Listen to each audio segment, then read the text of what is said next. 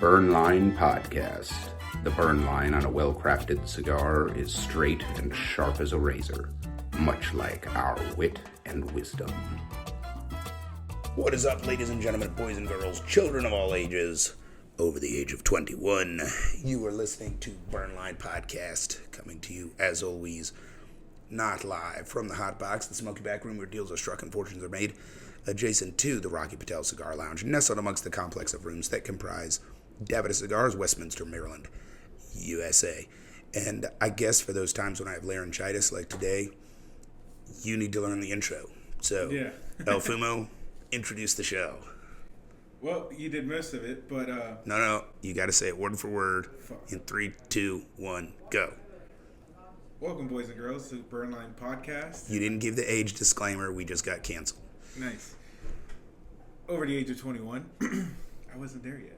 I actually don't know it by memory, which I should. Coming to you and take it from there. Not live, from the Smoky Back Room. From the Hot Box. From the Hot Box in the Smoky Back Room. in where deals are struck and fortunes are made. Deals are struck and fortunes are made. Okay, this Yeah, so that's what I'm saying. All right. We're not. All right, so we've got a special treat for folks. We are smoking the J.C. Newman L'Américain, the American.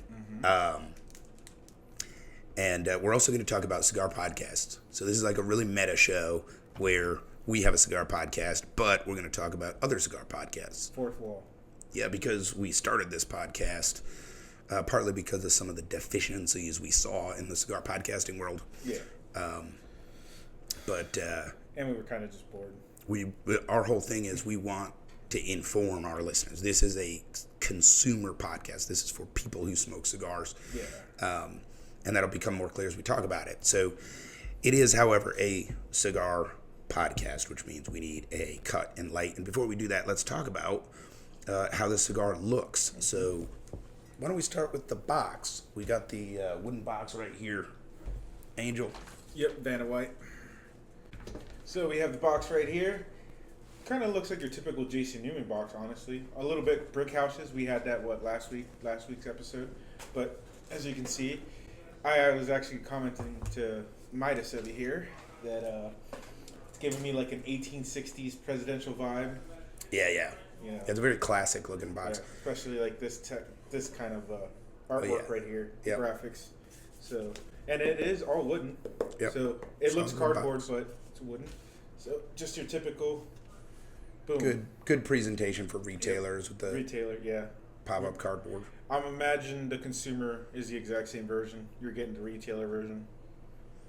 Yeah, they I don't guess. have two different boxes. Yeah, They look like that. If you buy a box, that's what you get. Yep. You have the Newman factory in the background. El Reloj. Yep, the El Reloj.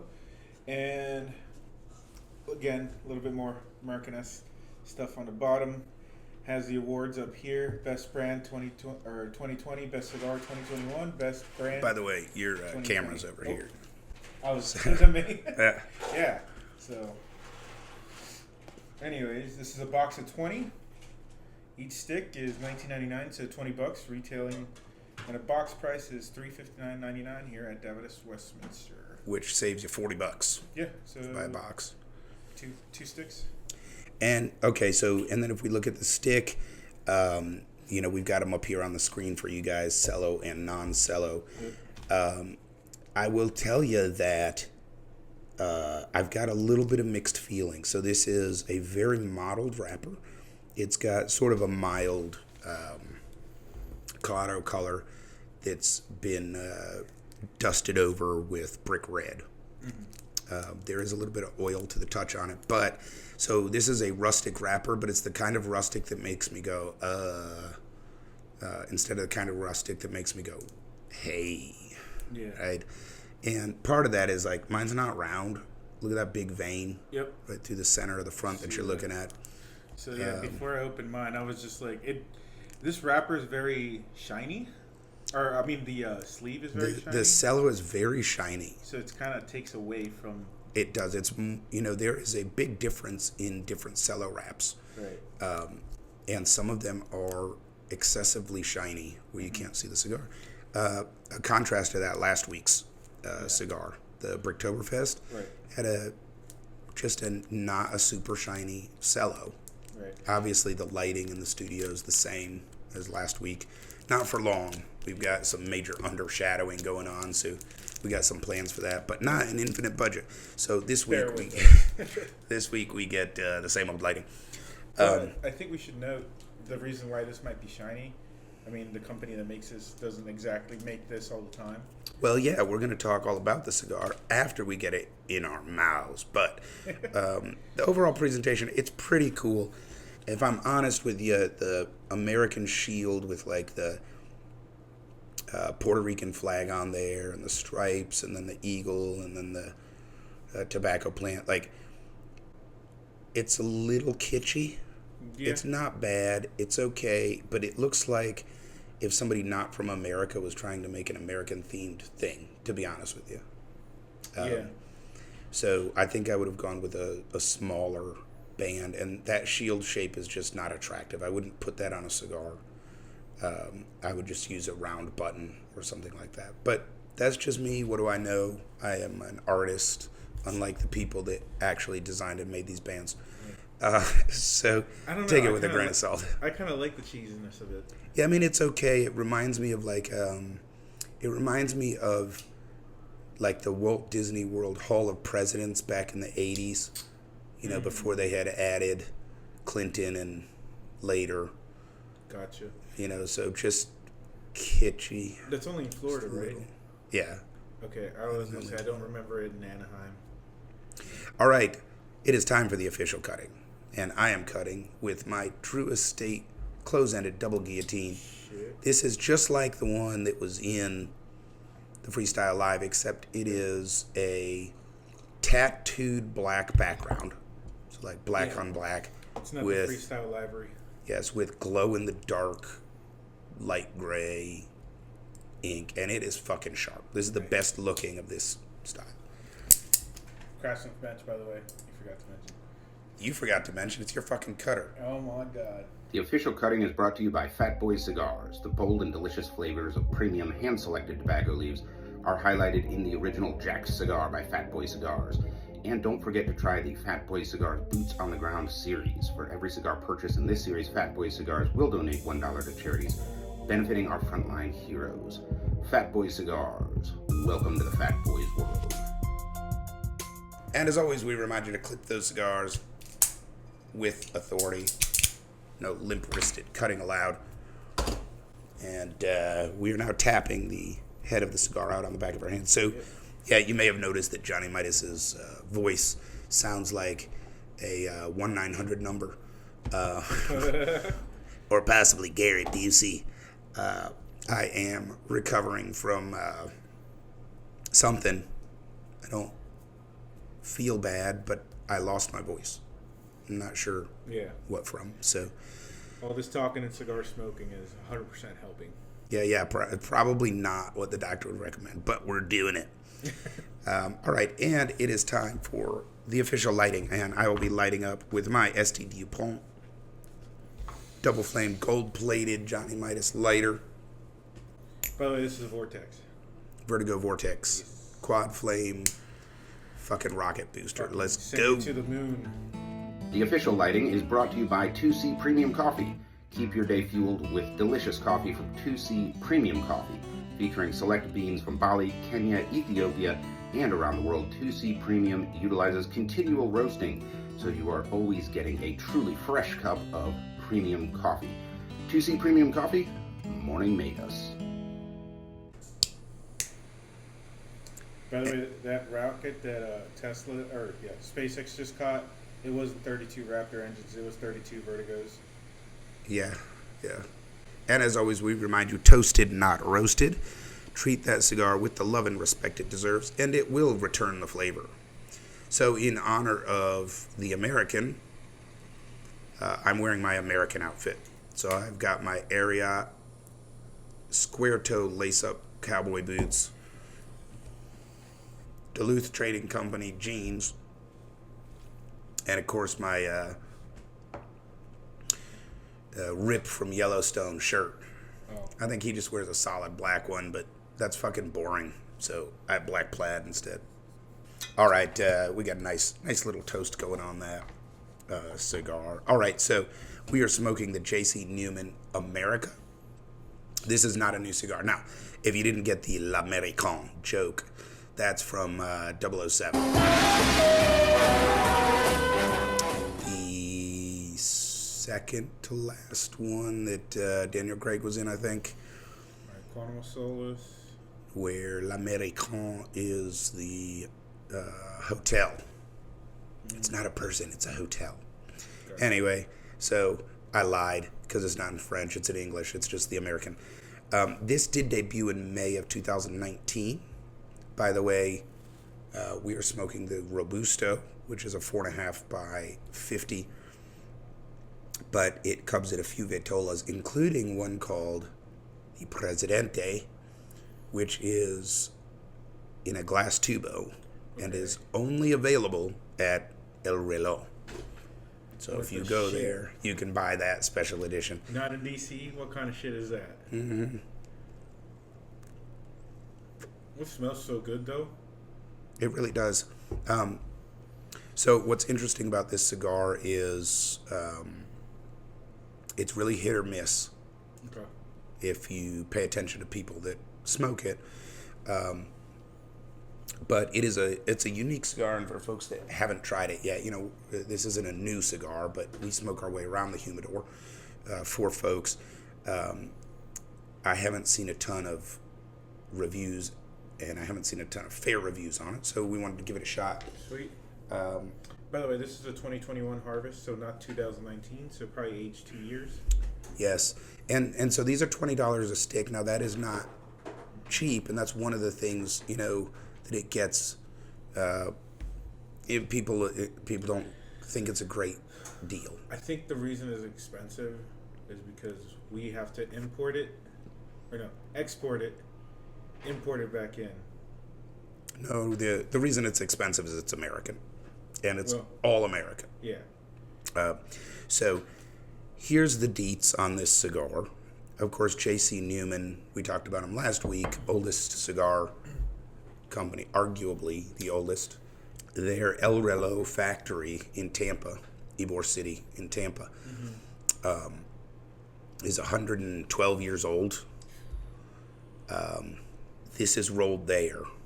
It is now historic. Like, it's in the historic district where they're protecting, like, the Tampa tobacco buildings and stuff. And it is rolled with American labor. It is made 100% from American tobacco. The cellophane is American. The box is American. The wood the box is made out of is American. And if you go to the J.C. Newman website, they will go out of their way to tell you all the ways that this is American. And so it is more expensive. This is what cigars would cost if we weren't importing from Mesoamerica and South America. So from that perspective, I think it is a fair price, right? Yeah. Maybe they can't compete on price when you source everything from America, but they did a damn good job. I think $20 for a hand-rolled cigar, 100% American is pretty good. So here's the details on this, and then we'll have it burnt enough to talk about the flavor. The wrapper is Florida Sungrown, and that is from Jeff Borysiewicz's farm in Clearwater, Florida. I always butcher his name. It's Polish, not my fault. Yeah, I can't pronounce it. I think you're pretty close. I think it's Borysiewicz. I feel like there's an accent mark missing. Could be. Yep. Anyway, this is the same farm that the wrapper for Drew Estates 20-acre farm came from. And his seed, by the way, that Florida Sungrown tobacco, that's actually Corojo 99 hybrid. Nice. Now, it's not, it took on a life of its own as it adapted to the sun and soil of Florida. And, of course, has been rehybridized since. As you know, with hybrids, they don't reproduce more than maybe one generation, and so you rehybridize them. So it's probably drifted a bit, but it does explain some of the flavor. Yeah. Corojo is a great hybrid.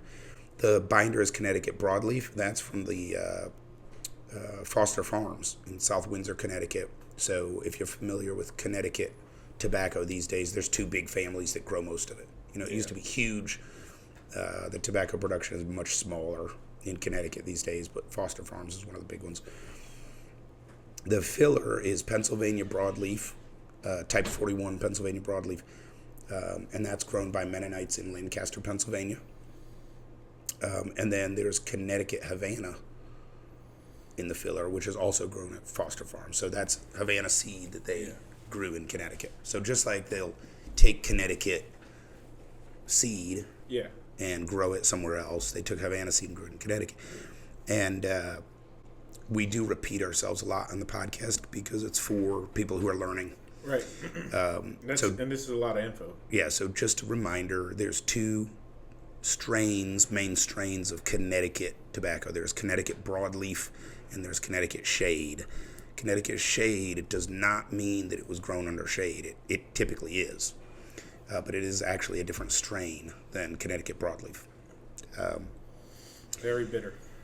And Connecticut Havana is not Connecticut at all. It's just Havana seed grown in Connecticut. What we would call Habano. So that's the cigar that we're smoking. All right, so let's take a few puffs and share initial tasting notes with our rabid fan base. All right, new flavor being introduced. You're getting a hint of cherry wood, not cherry wood. Okay, yeah, I know that. I've smoked with it before. Mm-hmm. There's a huge difference between the cherry smell and taste to the cherry wood burning. Yeah, there's definitely some kind of char campfire thing. Mm-hmm. There's a sweet component too. There is a sweet component. Here's what I'm getting. There's a bready, toasty component, slightly sweet. I'm going with cornflakes. Okay. Reminds me of cornflakes. You know how they're not super sweet, but there's a sweet there, but there's also a toasty bread sort of flavor. And then there's pepper on it, but it is creamy. Okay. So my tasting note is Southern biscuit gravy. So they've got this peppery sausage they make gravy out of and put on biscuits. That's what it reminds me of. Okay. Definitely, the pepper is definitely spicy black pepper. It is not red pepper or anything like that, but it's creamy. So it reminds me of how that sausage biscuit gravy tastes if you're down in the South. Here's another wood component there, kind of oakish a little bit as well, like a hardwood. Yeah, there is a hardwood component. It's definitely to me, it's on the sides, holding up the flavor. It's on the sides, not on the sides of the palate, but it's on the sides of the flavor, ringing it all in almost. Now, here's something that happened that's very interesting. Take a mouthful of smoke and then retrohale and exhale out of your mouth at the same time rather sharply. When I do that, for the life of me, it tastes like sausage biscuit gravy over cornflakes. I guess so. I don't know about that sausage gravy. I'm not a fan of that, so. Well, yeah, you're a West Coast liberal. Whoa. It's true. Straight from L.A. Yeah, that's the best description I have of the pepper, because it's there. And if you, retrohale... It's definitely peppery. Yeah, you get it. But it's not it's creamy. It's creamy pepper. You know what's fitting for it? Because some of the tobaccos from Lancaster reminds me of Scrapple. It's got a Scrapple taste to it. No syrup, just Scrapple. Nice fried Scrapple. I like this flavor. I do like this flavor. It's not boring. A little nutmeg to it as well. Just a hint. Yeah, I think so. I think there's a little nutmeg. There's another baking spice in there too. I can't. Possibly, yeah. I will say that the sweet toast and pepper is strong enough that it makes the other notes fade into the background, I think. Yeah, for me, I'm getting a lot of woodsy out of it. Like wood flavors, not woodsy. So like I said, the cherry wood and that some sort of hardwood bringing it in. There is like a hardwood campfire Yeah. in the background, I think for sure. So we talk about mild, mid, and full body, and I would put this on the stronger side of mid-bodied right now. Yeah, I agree. It's very round and Strength for me is like light to mid right now, though. yeah, I think strength is right now. I would put it at a 3.8. Yeah. 3.8. It's not strong, but I have a feeling it may get stronger. Yeah, I'm suspicious. I don't know. I know Pennsylvania broadleaf is fairly strong. This is type 41. Yeah. This little guy could pack a punch, so wouldn't be the first time I've smoked a small cigar and it was like, whoa. Mm-hmm. So we'll see where that ends up. The smoke is good. The smoke output is good, but it doesn't feel substantial in the mouth. Like, I'm getting a good mouthful of smoke, but it doesn't feel like it. And I'm not sure that I like that.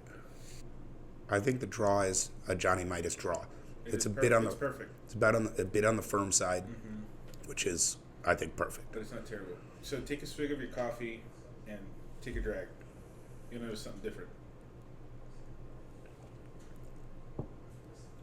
Really, to me, I'm gonna let you do yours and then I'll say mine. No power suggestion. Yeah, that does change it. I think it's the acidity of the coffee. For one thing, it brings out a little bit of citrus notes. Yeah. But I also think it accentuates like the wood fire component. Yeah, I was gonna say more darker, earthy tones. Yeah.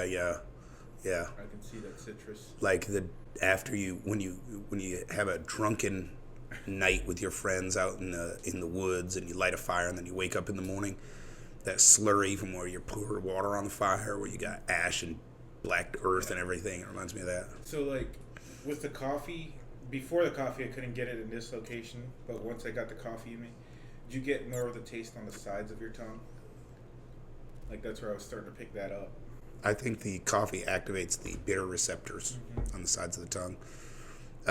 And then flavor. So simple flavor is one or two notes all the way through. Yeah, I wouldn't say Mid complex. is multiple flavors all the way through, and complex is changing. Obviously, we can't answer that until we smoked it down. But we can say that there is more than one or two flavors in this, so it's not a simple cigar. Fantastic.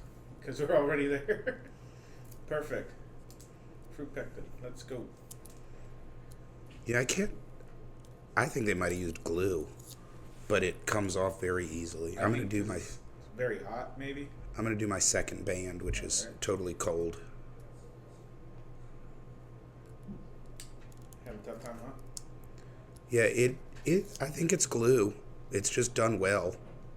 Maybe like glue stick, Elmer's glue stick. I hope not. Elmer's is American, right? Yeah. Yes, it's completely American. All right. Yeah, so this was rolled at the El Reloj factory, which is cool. The molds are American. The bands are made by Action Label out of Sanford, Florida. Sweet. True Newman, I can make the. which is what True Estate is named after. Okay. The wood boxes are made by Millennium Wood Box in Miami. So keeping Americans employed. All right. And with that, it is time for socials and surprises. So a little quiet on the home front this week. We did have a couple of new subscribers on YouTube. So for all of you guys that joined, welcome to the tribe. We appreciate it. And we ask that if you're getting enjoyment out of this podcast, like, share, subscribe, comment, interact if you can, if YouTube allows comments. I just had an ad rejected today because there was a picture of a fucking cigar box on it. Oh my God, you Yeah. criminal. Yeah, I mean, I am not a fan of Meta's. That was Instagram. You're corrupting our children. Yeah, I'm not a fan of their stupidity around premium cigars. I mean, shit, you got ads for fucking cannabis and microdosing mushrooms and all of this, and, somehow, tobacco and smoking policy. Yeah, get bent, fuckers. That's right. So that's why we ask you to interact. We have a lot of trouble getting the word out, and we think we add some value to the community. And if you think so, then let us know and help us out. Absolutely. And, of course, drop us a line, burnlinepodcast@gmail.com. We get a lot of content ideas from that. So you guys go ahead and drop us a line. And no promises, but I sometimes send people random stuff for good emails. Yeah. And, by the way, I got something coming for you. Ooh, okay. From China, so it might be a while. It's custom made. You gotta say it like from China. I've got something coming from China. I put a huge tariff on it. Huge tariff. Biggest tariff anyone has ever seen. Yeah. It's the most tariffy tariff. They won't even be able to afford a border wall. By the way, I'm building a Chinese border wall. And they're going to pay for it. All right, so... yeah, that's just another thing I do is impressions. Yeah. Anyway, so go ahead and reach out to us, and especially if you have a question or something you want to cover on our tobacconist tip of the week, yes. which I got one. So it is about time. Yeah. So why don't we go ahead and take our first break as we enjoy this J.C. Newman, the American? Do you want to do the surprise as well for the show? Oh yeah. Yeah. So what you got? We got something cool, very hard to get. But, of course, it's us, so we're pretty good at getting our hands on exclusive or hard-to-get shit. So I have here, Mr. Midas, if you want to take a guess, the Plasencia Reserva 1898, not available in the U.S. Oh, that is super cool, man. Kind of available in the U.S., but we have Not supposed to be available in the Not supposed to be available. So I have one, and Johnny Midas has one, so I'm excited to smoke this.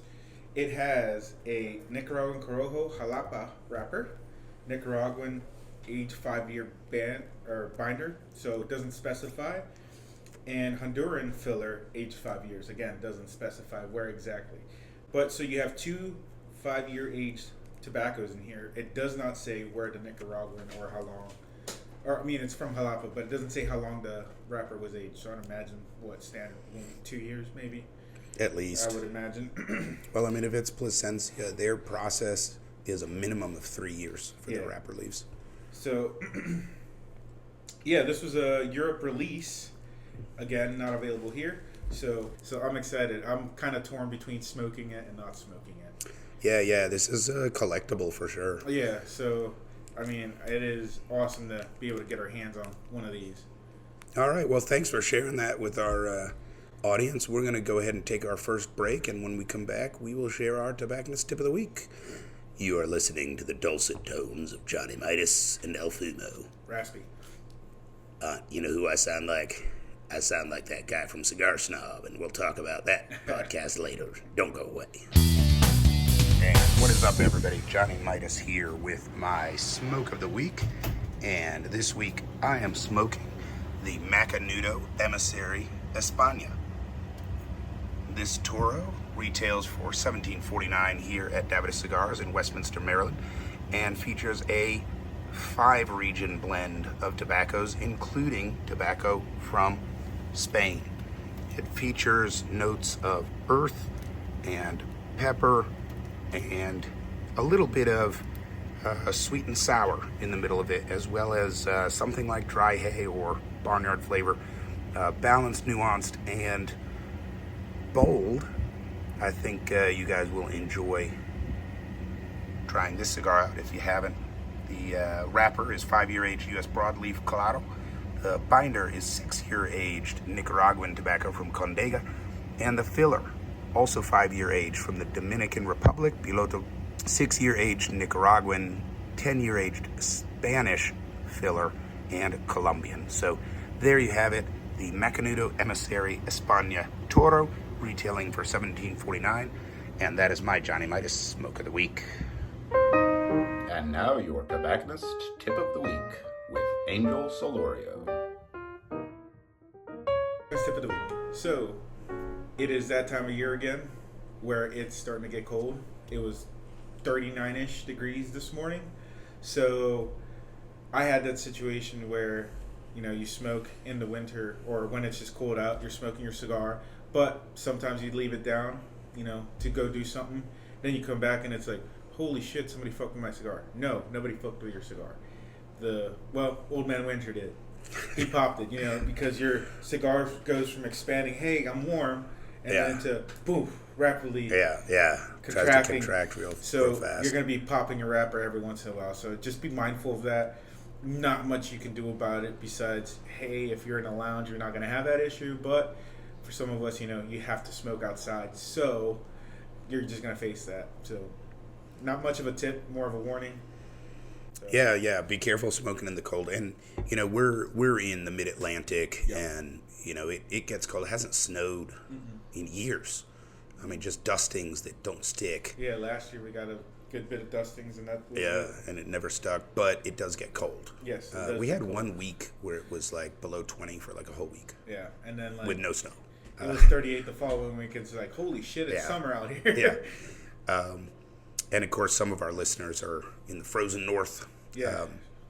If you're smoking, and then along with that, your wrapper just goes out if it's cold enough. And you're burning filler only in your binder and wrapper. Expect tunneling. Expect all mouse the holes stuff. Yeah. So, and unfortunately, this is true because it's just the natural process of cigars. If there's a tiny imperfection that you wouldn't have noticed while you're burning, it's gonna pop up. Yep.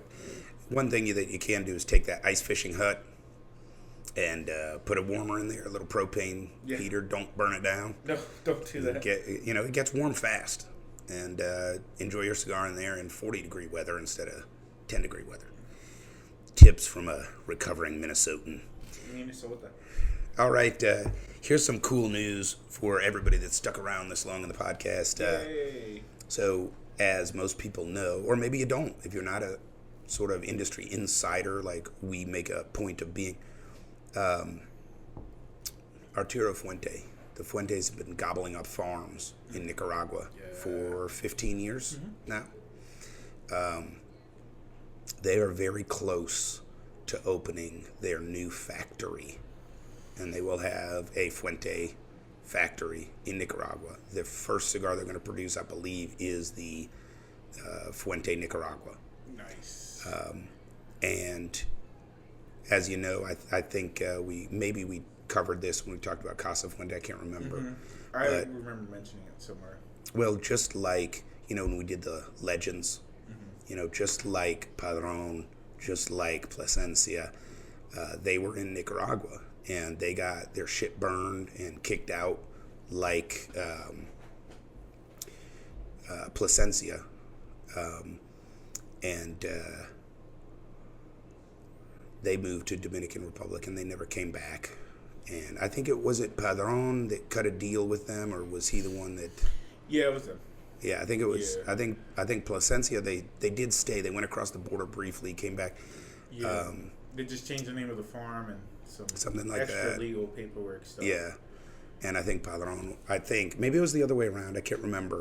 Yeah, but Fuente left and never came back. Well, now they're coming back. Yeah, and it's partly a tribute to Carlito's grandfather, who just worked himself to death for that brand and always had a dream. And so what we're talking about is the Sandinistas, because it's like, hey, we ran away from Castro, and then now we got these guys to deal with. So it's like, what the hell? Can't get away from these communist motherfuckers. Anyway, so that's a pretty cool insider info for our listeners out there, and I think that's like next year. Yeah. And apparently this is like the Cadillac of cigar factories. Like, they went all out, and they spent 2 or 3 years they're building it out, but they don't have drying barns yet. Yeah. That's the last step before they can go live. Yeah. To quote Rocky Patel, communism stinks, not my cigars. Right. Communism stinks, my cigars don't. Yeah, not exactly known for human flourishing as a political philosophy. And we're canceled again. But it's great if you're in college and don't know dick about the world. All right, so we're in the second third on this J.C. Newman American. Again, we're smoking the Robusto. It's not large. It's 4.5 by 50. Love the ring gauge. I think it's a little short. Yeah. But I like the ring gauge. And at $20, which, adds the Maryland taxes and stuff, but, not affordable. Coming into the second third, it has changed a little bit. The charred campfire has moved to the forefront, and for lack of a better description, it tastes like grilled chicken.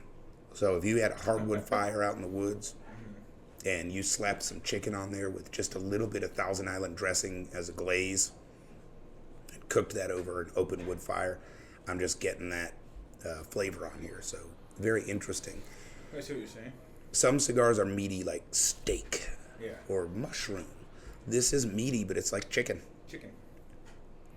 Very lean. Mm-hmm. The retrohale is interesting. There's like a sweet sour component. There's a little bit of a sweet sour component for sure. It is not bitter like vegetal bitter or something like we talk about, but there is a sour in there that kind of reminds me of like Chinese food, like that orange sweet and sour sauce. I was literally, you know what's funny? I just had Chinese over the weekend, and this is reminding me of this second, third. Yeah.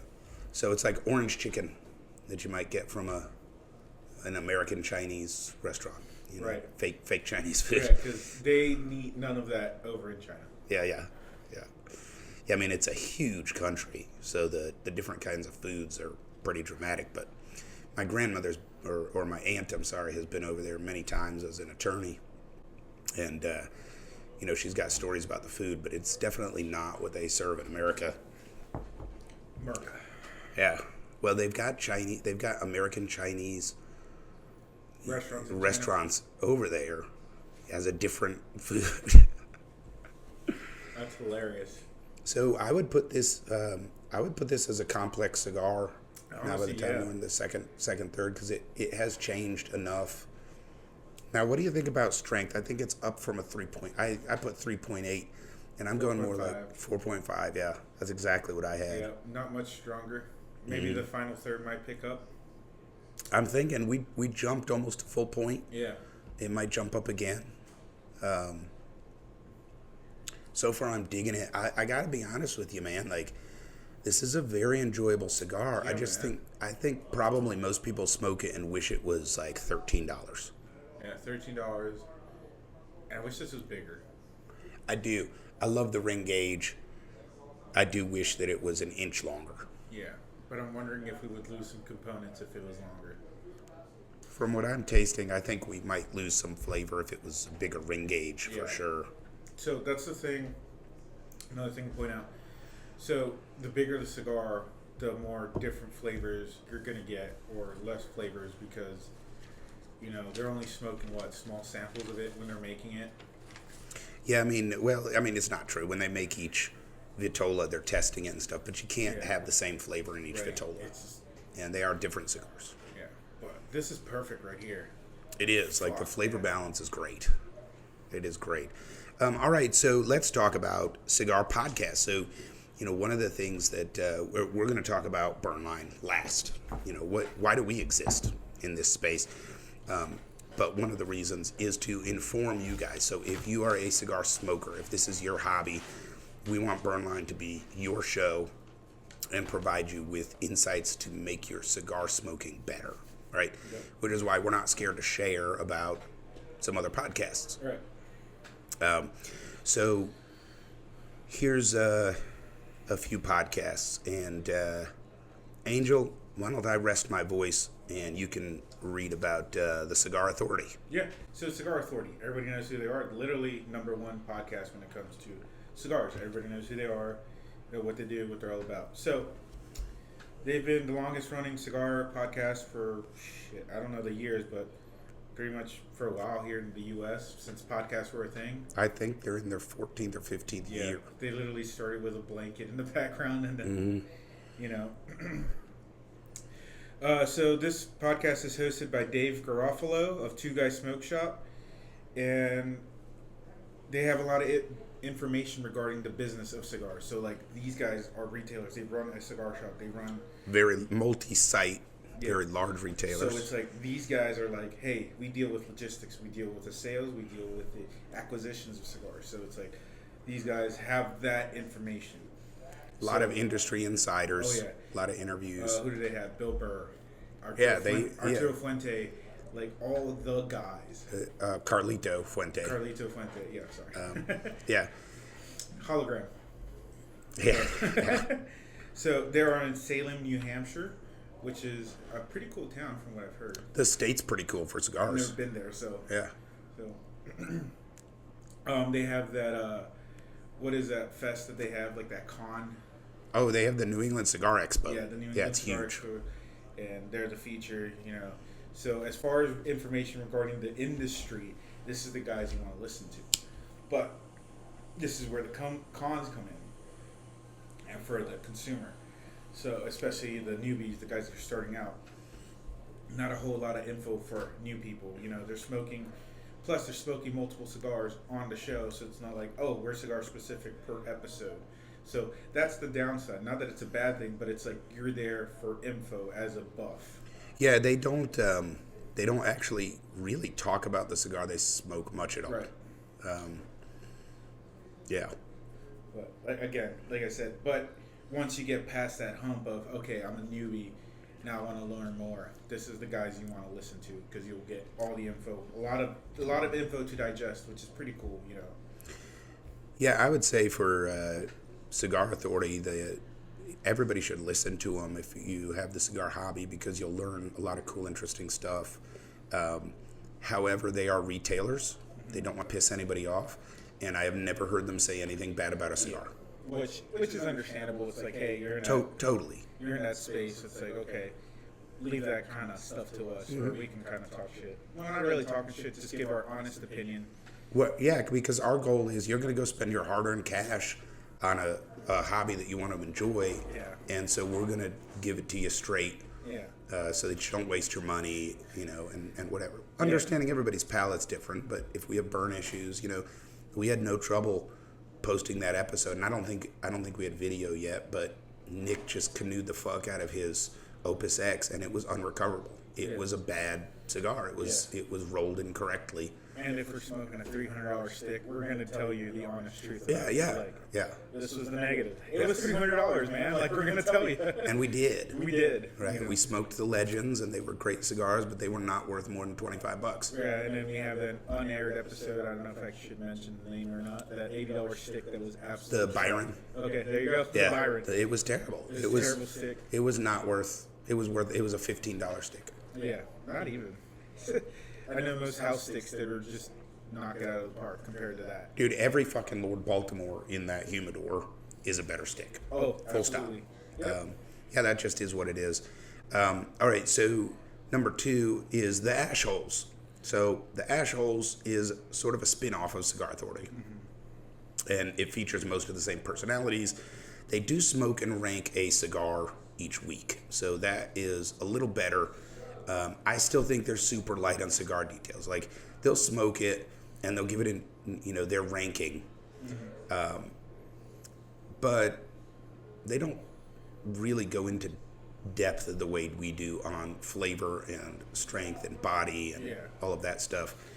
So you're not learning as much about cigars. But it's a quick bite. Yes. I want a quick bite on the go. Yeah. It's not quite as entertaining as Cigar Authority, and it's still a little light on the cigar info, but it's something. And if you're like me, where I drive 30 minutes one way to work every day, I can blow through. You got an hour-long podcast. I can listen to 5 of those in a week. You got your typical 30, 40-minute podcast. I can listen to 10 of those in a week. For a lot of us, we'll go through this list and you'll be like, yeah, I can listen to all of those in a week. And that's why we're sharing it. You probably should. We're just sharing pros and cons with the shows. We're not saying they're terrible at all. We're just... Yeah, exactly. And also informing you might not have heard of some of these. So, Angel, you want to take the next one? Yeah, so Cigar Snob. Most of us know what Cigar Snob is. Mostly, everybody knows that they're a magazine, and they have models. They Beautiful have, models.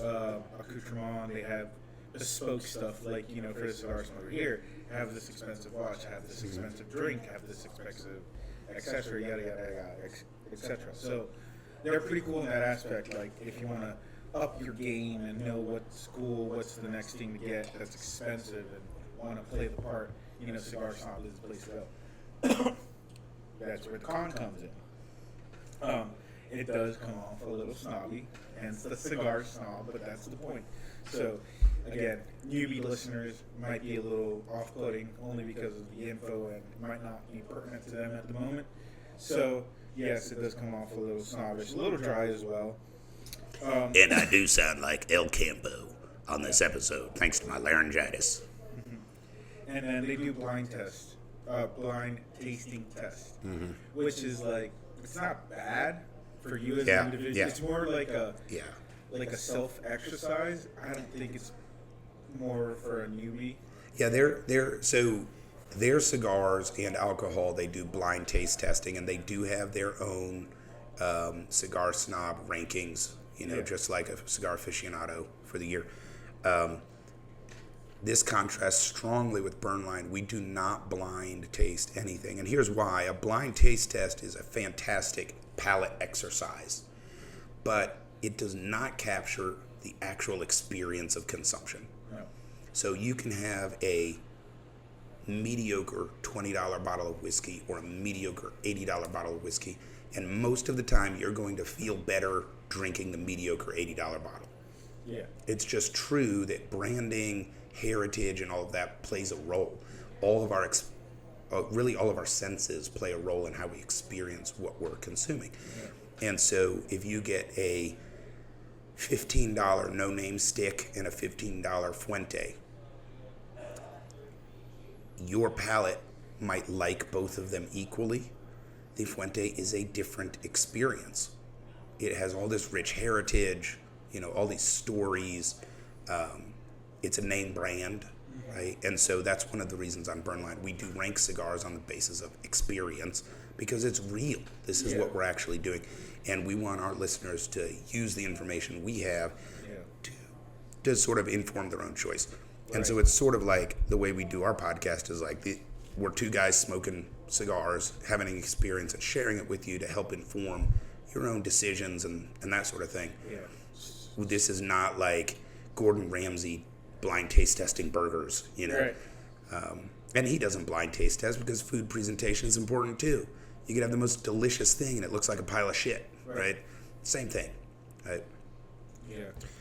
And I mean, branding does come into our experience for rankings. So it's like if you're a brand name like Byron, a big luxury name like Byron, I expect you to deliver. Oh, totally, yeah. So if you're branding yourself as a luxury cigar brand and you're charging $40 and you don't deliver, that matters. Yes. All right, so that brings us to Eat, Drink, Smoke. This is a great podcast for avid smokers that love to pair their cigars with alcohol every time they smoke. Yeah.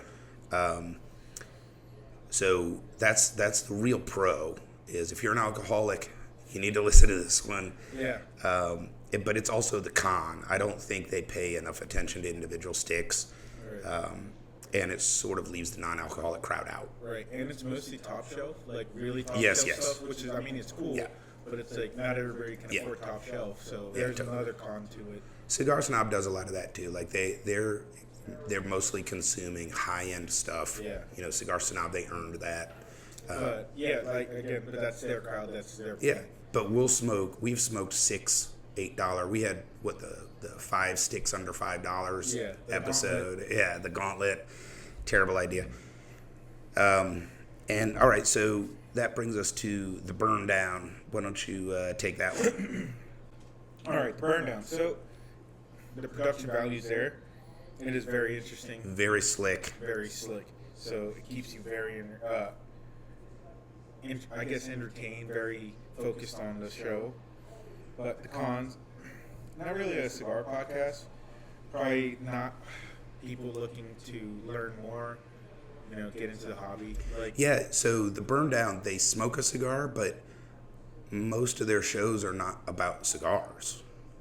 It's about completely unrelated stuff. But it's like, hey, we're smoking a cigar, but this while we talk about UFOs in Las Vegas, which is not bad. It's not bad. We should go that direction with this show. That is not I don't think that's a podcast to really get information about cigars. But if you want to smoke and listen to an interesting topic. But they do have some cigar stuff. Yeah. They had an episode on hand rolling cigars. We're going to hand roll cigars in front of the cameras. Yeah. They had a guy there. So to me, if you're really looking for cigar podcasting, that's pick and choose. They have some very cigar related episodes, and they have some that really aren't. Yeah.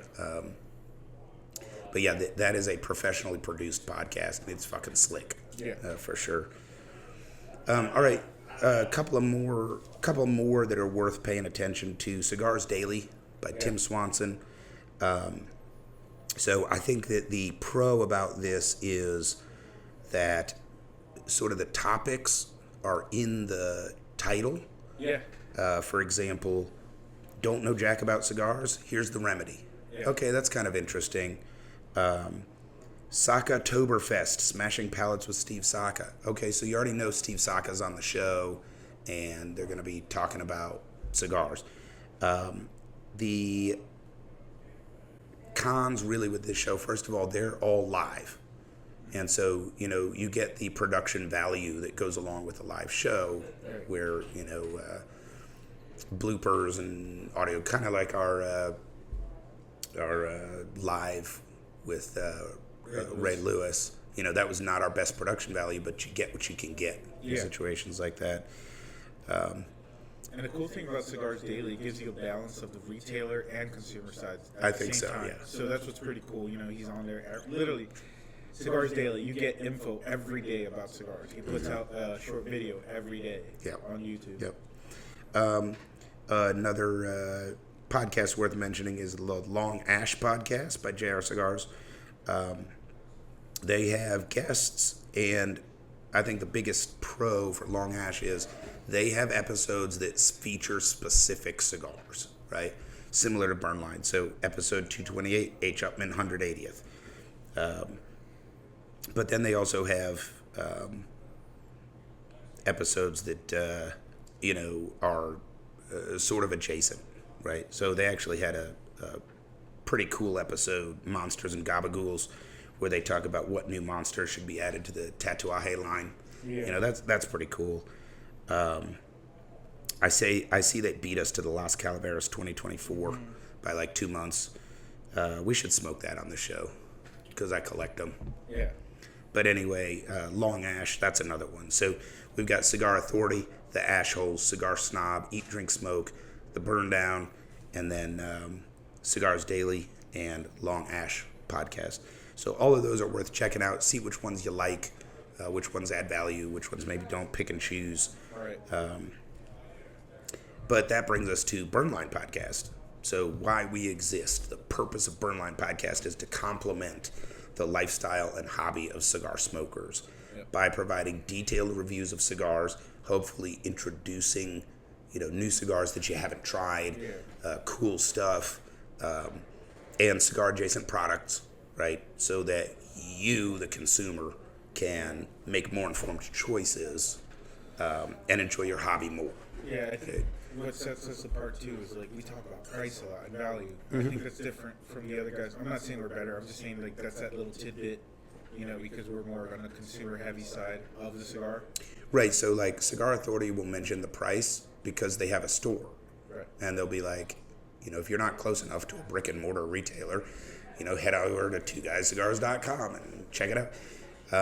But these other ones, I don't remember them talking about price. I'm not saying they don't, but it's not a feature like we have. Right. Because we're serving you guys as the consumer. Also, we've got a few segments. So we do our tobacconist tip of the week. We do our cigar news of the week, which is coming up. Occasionally we'll do Man on the Street or Johnny Midas' Smoke of the Week, stuff like that.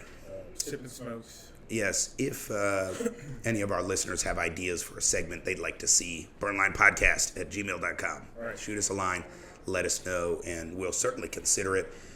We want this to be your cigar podcast, and I'm thinking about putting that in the description of the show. Yeah. This is for people that smoke cigars for a hobby. I got brothers in South Carolina and Dallas, and, we always would get together and have the same kinds of conversations you and I have in person.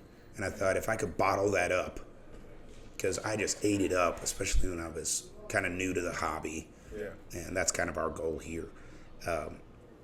So we hope that adds value to all of our listeners out there. Check these podcasts out. By the way, this is not sponsored, endorsed. None of these people asked to be on our show. Hopefully we won't get in trouble for that. But they're podcasts I listen to. Johnny Midas listens to. And so And we're not shitting on anybody. We're just So I want giving you the to info. share it so that you guys can get the most information you can. And yeah, if you commute to work, if maybe you drive a truck or something for a living, and you can catch snatches of podcasts, it can just help you, enjoy your hobby more. Yep. So we are smoking the J.C. Newman, the American Robusto 4.5 by 50, which retails for $19.99 here at Davidas Cigars in Westminster, Maryland. And some tasting notes before we go to our last break. I would say I'm in the final third, and it's really given way to pepper. It's much stronger, mixed nuts, and toasted bread. Yeah. And there's still a little bit of that like burning hardwood campfire in the background. Yeah. I think that's really wrapping up the whole taste of the cigar. It's just that's in the background the whole time. And I do like the flavor transitions were there, fairly significant, but also smooth. It didn't just like jump around. I love that there's no vegetal in this. I do, yes. So awesome. There is no vegetal in this. Yep, good call. And that probably has to do with the aging process to some extent. But they got that Connecticut broadleaf. They toned it down. Yeah. All right, so why don't we take our last break, and when we come back, we will have our cigar news of the week. There once was a ship that put to sea, and the name of the ship was the Belly of Tea. The winds blew hard, her bow dipped down, oh blow me, bully boys blow. And now your cigar news of the week with Angel Solorio. All right, so you know how we had Hurricane Helene first? Yes. Well, unfortunately, a lot of people's lives were turned upside down. That they were washed away, literally. One of the cigar bars in Asheville, Casablanca Cigar Bar, which is a pretty cool name. I saw some pictures, man. Gorgeous looking cigar lounge. But unfortunately, it did get utterly destroyed because of the hurricane. Oh, no. But here's a cool story. They will rebuild. They are rebuilding. All right. So shout out to them. Glad they made it safe. At least they were safe. But, from the ashes, the phoenix will rise. Yeah. So that's kind of a cool story.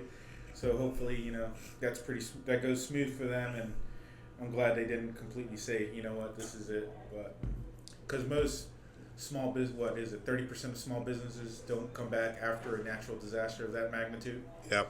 So that's pretty awesome that they're back. All right, and then next, Foundation Cigars is shipping the Tabernacle Night Commander.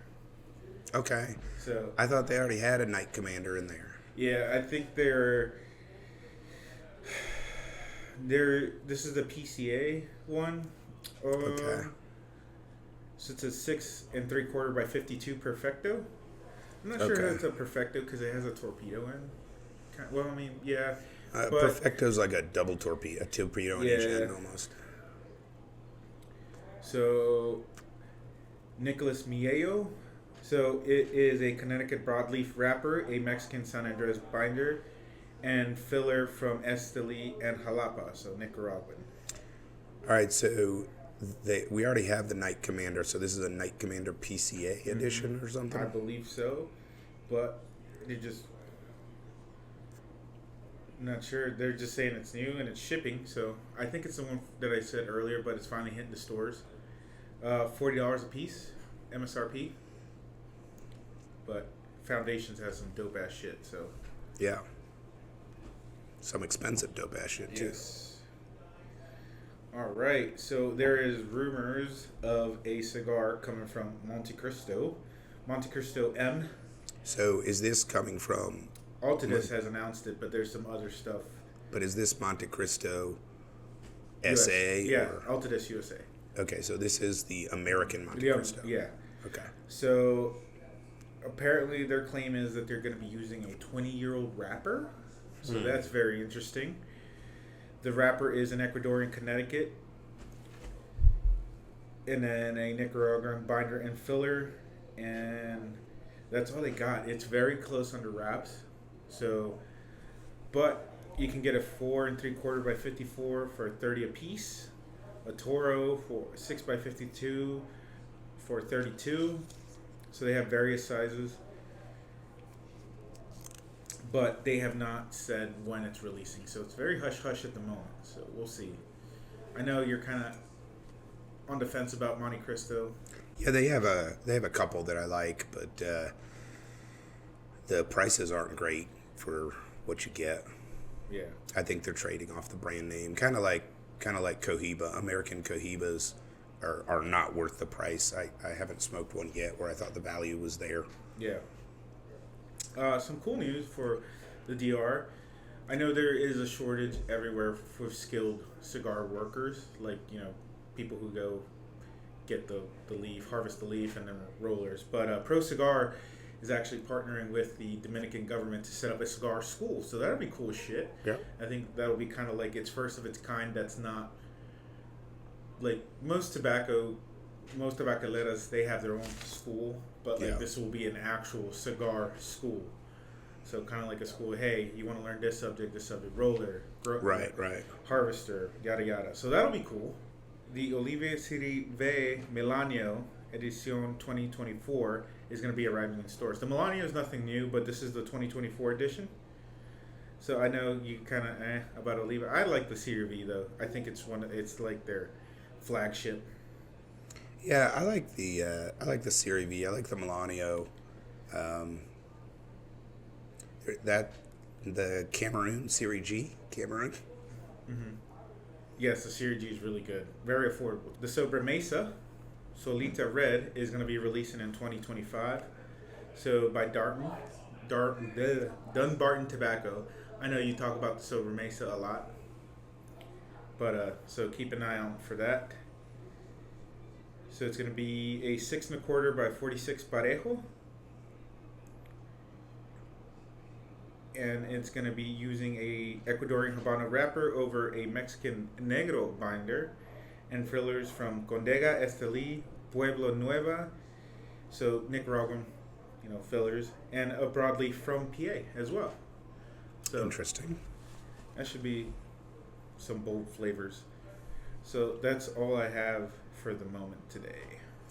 All right, and I'm putting a picture up on the screen so people can see up close how much cigar I've got left. I just wanted to make the comment, with 1.5 inches left or so, this cigar is burning very hot. Yeah. I mean, very hot. So not sure exactly what's going on there. I'm definitely not chuffing it. I think it's because it's small. It could be, but it's not burning my fingers, but it could be. Yeah, this is probably the hottest cigar I've had in a while. I want to say because of the length. And that can affect the flavor as well. Yeah. So once you get to that final third, slow down.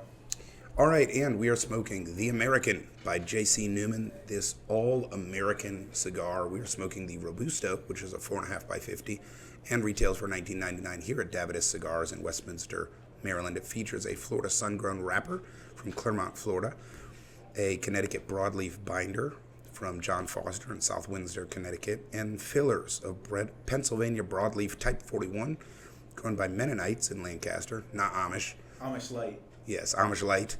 And also Connecticut Habano, which is also grown by Foster. Hand-rolled in America at El Reloj in Ybor City, which is Tampa. The molds are American. The bands are American from Action Label in Sanford, Florida. The wood for the boxes and the box itself is made by Millennium Wood Box in Miami. The cellophane is even American. It's made by Reynolds Packaging in Green Bay. For those of you who don't know, Reynolds wrap, Yes. Reynolds aluminum foil. And so coming to the end of this cigar, I would say that the body is mid. Mm-hmm. Still. The flavor is complex. Mm-hmm. So many flavor notes that change throughout the cigar. And I think I would finish with a final strength of 4. Yeah. About a 4. Okay. So it danced a little bit there, but it kind of went from mid 3s to mid 4s, I'd say. And overall, I'd say it's right around a 4. Definitely for the flavor and body, though. For a little guy, there's a lot going on there. Yeah, it was a really enjoyable smoke, and I think for most people, they're just going to choke on the price point, and that's the price you pay for an all-American cigar. I also think this is one that's worth collecting. Yeah, it really is. All-American, everything. Yeah, this is one where, Johnny Midas is going to put a box of this in his collector's humidor and show it off to the grandkids. So, depending on which candidate wins, the taxes won't be as high. Yeah, when the tariffs come in. Back when we could make stuff in America, we made this cigar. Yeah. So no tariff on the tariff. And it is time to rank this cigar. So, presentation. I want to give it a 9. A 9. I think that is overly generous. I had a 7. I think the look of the cigar by itself is not very attractive. Okay. The packaging is fine. They did a great job, but there's also nothing special with it. Maybe we'll compromise and do an 8 there, but I think that's too high of a score. I was going to say, I kind of like the old Americana look to it, like that 1860s. Yeah, it really does. I mean, it looks American. Yeah. They nailed that one. And then moving on to construction, where we usually start high and take points off. The only real construction note that I had was the way that it is rolled. It burned super hot, but we didn't have really any issues. I had one flap on my cap that I had to remove before taking pictures and cutting it. So it didn't really affect the experience of the cigar. And so that gives me a score of 8. What do you think? Yeah, I was going to think 8, 9. Right Okay. around there. All right. No construction issues. All right. So at $19.99, where are we going with the price here? 5. Not Yeah, a fan. I had exactly that. I had a 5. It's not a terrible price only because you know what you're getting. You are supporting American jobs. But for a 4.5 by 50, and it's a good cigar. Yeah. But I can get cigars that are this good in this size for $8. Yeah. 20 is steep. Yeah. I could see 12, 13 maybe. Yeah. And it could almost be a daily smoke at that price point. Yeah. So that brings us to flavor, and I've got some interesting notes here. It had a lot of flavor. It is unique. There's not a lot of cigars that taste like this. I will say that it was not in my wheelhouse. Really?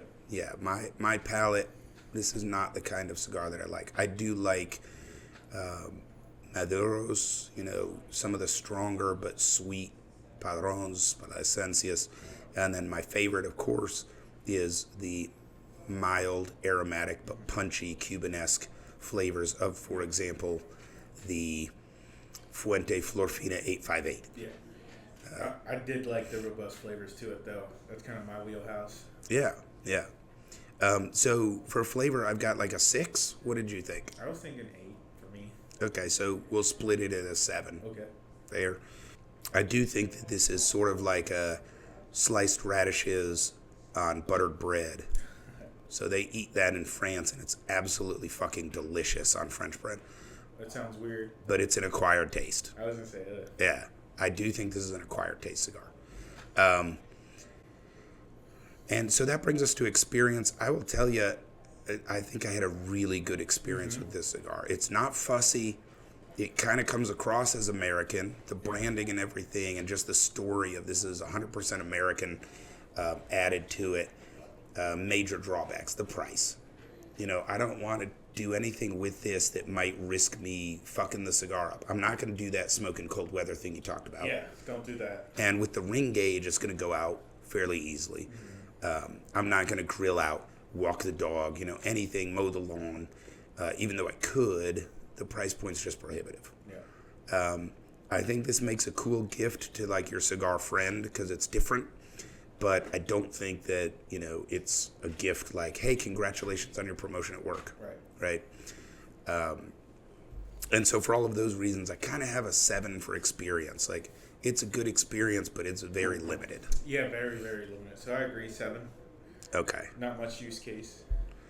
So that brings the total score for the J.C. Newman American on Burnline Podcast to 35. Ooh, so nice. mid-30s, pretty good showing. Yeah. And I think it earned it. So final tasting notes. It started off with creamy pepper, like southern biscuit gravy, cornflakes, bread, toast. Second, third really gave way to this char campfire, which stayed around. It's like a hardwood campfire, stayed around. You mentioned even in the first third there was like a cherry wood Yeah, cherry wood. aroma in the background. And this interesting, like, cayenne grilled chicken with, like, a little bit of Thousand Island dressing glazed over it. Really came out in the second third. Yeah, so don't smoke this hungry. Yeah, Don't eat steak. yes. And then in the final third, the pepper really came to the forefront. And then there was, like, a mixed nuts Yeah. flavor and still, like, toasted bread, but almost toasted over an open fire. And the campfire or burning hardwoods never really went away there. And it even smells like it just sitting there, too. All right, and that brings us to Treasure Trebuchet. We've got our trebuchet. We've got our treasure box. Mr. Solorio, dealer's choice. I'm going to treasure this one. I liked it. All right, and our Diesel Whiskey Row Founders Collection treasure box. Mm-hmm. If you want a humidor, out of an old cigar box, this one's pretty cool. It can fit some large cigars in there, but not many of them. Yep. Cool box, and that means I get a trebuchet. There you go. So we're going to launch this fucker across the room, and of course, extra points if I hit the camera. So let me get the sights in 3, 2, 1. You need more bands. No, you messed it up. It was you. Oh, shit. Let's try it again. Hold on. No, we're fine. I'm fucking with you. That is all we've got for you on Burnline Podcast. Hopefully you learned something great about a great cigar and also something about the podcast industry that you can learn from in pursuit of your cigar hobby. Thanks for joining us on Burnline Podcast. We will see you again next week.